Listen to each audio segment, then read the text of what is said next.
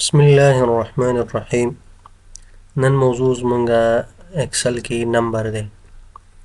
نمبر کې چې دی راځو لومړی دا نمبر مونږ سلیکټ کوو. دا اوس مونږ سره دا په جنرال حالت کې دی. که غواړو چې دا نمبر ته واړو نمبر سټایل ته دلته به اشاریه صفر صفر ورسره راشي، یا غواړو دا کرنسي ته اړو. ګورئ کرنسي ته واړو دلته افغانۍ ورسره راغلي. د افغانۍ کولی شو مونږ دلته چینج کړو، مثال ډالر ته چینج یا دې ځای نه راځي مثال یورو ته چینج دې ځای نه هم کولی شو. دا سمبول یې موږ چینج کړو. سمبول باندې درته وروسته خبره کوم چې سمبول څنګه کولی شو چینج کړو. نو دا د کرنسي بل د اکاونټینګ کې هم کولی شو دا داسې راوړو. همدارنګه چې دی شارټ ډیټ، د ډیټ شارټکټ چې دی کنټرول سیمیکالن، دا د ډیټ شارټکټ دی. تاسې کولی شئ چې کنټرول سیمیکالن سره په ایکسل کې ډیټ راوړئ. راځو دا اوس شارټ ډیټ دی، ته غواړې چې لانګ ډیټ ته اړئ ټیوزډے اپریل 16. همداسې غواړئ چې که شارټ ډیټ ته اړئ بیرته به شارټ ته واوړئ. بله خبره چې دا هغه د ټایم ده، ټایم چې دی کنټرول شفټ سیمیکالن سره ټایم اضافه کیږي. تاسې کولی شئ دې سره ټایم راوړئ. دا ټایم سره که چېرته تاسو غواړئ راشئ دې ځای نه ټایم باندې کلیک وکړئ، دا سیکنډونو اشاریه صفر صفر دا سیکنډ چې کوم دی هم ورسره راځي. بل دی پرسنټیج، که دې سره تاسو غواړئ پرسنټیج شو کوئ د اعدادو سره د سیلري سره، دلته راځئ پرسنټیج باندې کلیک وکړئ، دې سره پرسنټیج هم شو کوي. همدارنګه راځو بل دی فرکشن.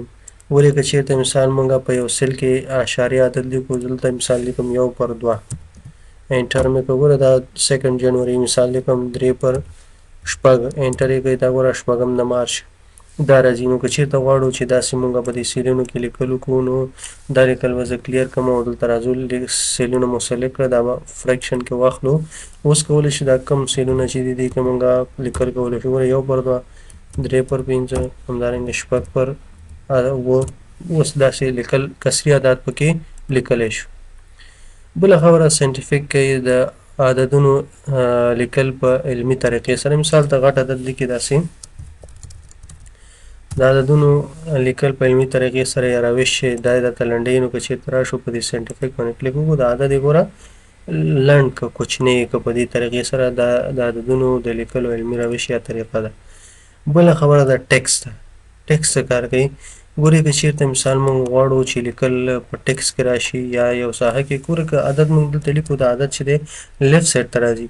نو که زه چېرته دغه عدد رایټ سایډ ته راځي، که چېرته واخلو دا په ټیکس کې دا سیلونه مو سلیکټ کړه او دا په ټیکس کې واخلو دې ځای نه، اوس که چېرته زه عدد لیکم، عددونه به چې دی لیفټ سایډ کې راځي. او که چېرته مثال مونږ دا جمع کوو الټ مساوي سره، دا مونږ ته جمع کړه، خو دا مونږ په ټیکس کې اخیستی. اصلا چې دی دا فارمټ ټیکس دی. که چېرته تاسې مثال غواړئ دا بیرته بدلوئ، نو دا د ABS فنکشن په واسطه مونږ کولی شو چې بیرته بدل کړو. مثال دی لیکو ایکول ABS، دلته دا نمبر اخلو دې ځای نه، مثال دې خانه کې نمبر نشته، دا به راواخلو انټر به کړو، یا دې ځای نه مساوي ABS ابسولوټ ویلیو، دا به راواخلو انټر به کړو. ګورئ شپږ چې دی دا اوس عددونو ته واوښت. نو تر دې ځای چې دا زمونږ د څه خبره شوه، د نمبر خبره شوه. اوس راځو دلته کرنسي ته. ګورئ مونږ سره کرنسي اوس دلته FN اضافه دی. دا FN به څنګه اضافه کېږي؟ همداسې ډالر ساین دی. ګوره ډالر ساین ته دلته موجود وي. په ایکسل کې افغانۍ چې ده د افغانۍ سمبول موجود نه وي. نو مونږ کولی شو چې په څو طریقو سره دا دلته راوړو. لومړی طریقه، لومړی خو دا دی چې تاسې دا راوړئ، نو دې ځای نه به تاسې د نمبرینګ ته راشئ، دلته دې باندې به کلیک وکړئ او دې کې اکاونټینګ په ځای چې تاسې به دلته کسټم ته راشئ. کسټم کې به تاسې دلته بره راشئ. اوس دلته ګوره تیار مونږ لیکل کړي دي، تاسې به دې باندې کلیک وکړئ. دغه $3 ساین چې راځي کوم ساحه کې، تاسې به هغه چینجوئ.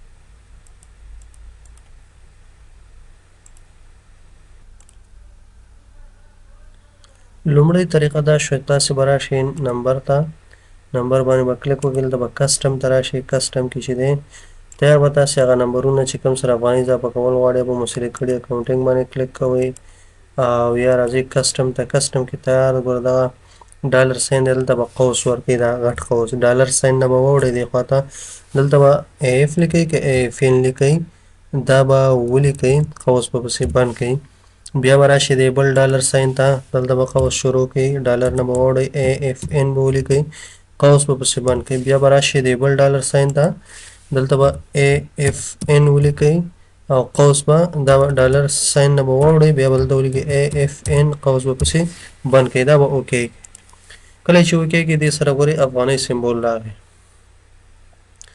نو دا یو طریقه شوه چې دې ته نه مونږ افغانۍ سمبول اضافه کړو اوس راځو بله طریقه یې څه ده بله طریقه یې هم شته بله طریقه یې دا ده چې تاسې راشئ کنټرول پینل ته ریجن ته او بیا چې د اډیشنل سیټینګ ته کرنسي ته دلته تاسې ولیکئ د ډالر په ځای اے اف ان او دا اپلای کړئ اوکې اپلای اوکې دا کلوز کړئ اوس ایکسل ته راشئ تاسو سره به دلته د پیسو کې چې اف ان راغلی دي ځنه کولی شئ چې اف ان اضافه کړئ دغه کم چې اشاریه ورسره راغلی دا ختمول غواړي دې ځنه کولی شي ختم کړو او دې ځنه چې دی انکریز ډیسیمل اشاریه اضافه کوئ ډیکریز ډیسیمل بیرته یې ختموئ دا بله طریقه شو یو بله طریقه یې هم شته چې دا هم زه درته ښیم دا به زه کنټرول زیډ کوم بیرته به یې تنې ختم کړو